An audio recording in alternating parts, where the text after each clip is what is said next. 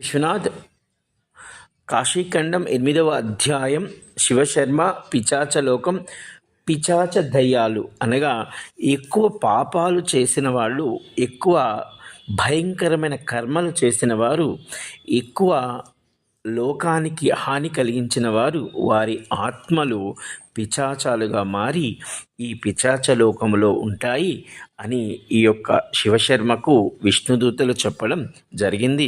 అలాగే పేతాళ పిశాచాలు గొప్ప జ్ఞానము ఉండి శక్తితో కూడి చివరకు చెడు కర్మల వల్ల ఆత్మను దుర్లభమైన స్థితిలో ఉండేటువంటి ప్రేతాలను భేతాళ పిశాచాలు అంటారు. అలాగే బ్రహ్మరాక్షసులు అనగా బ్రాహ్మణ వంశములో పుట్టి గొప్ప గొప్ప మహాపాపాలు చేసేటువంటి ఆత్మలను బ్రహ్మరాక్షసులు అంటారు అని శివశర్మకు ఈ యొక్క విష్ణుదూతలు పిశాచలోకము యొక్క విశిష్టతను చెప్పుచు అక్కడ ఉన్నటువంటి పిశాచాల గురించి చెప్పడం జరుగుతుంది. జై కాశీ విశ్వనాథ్.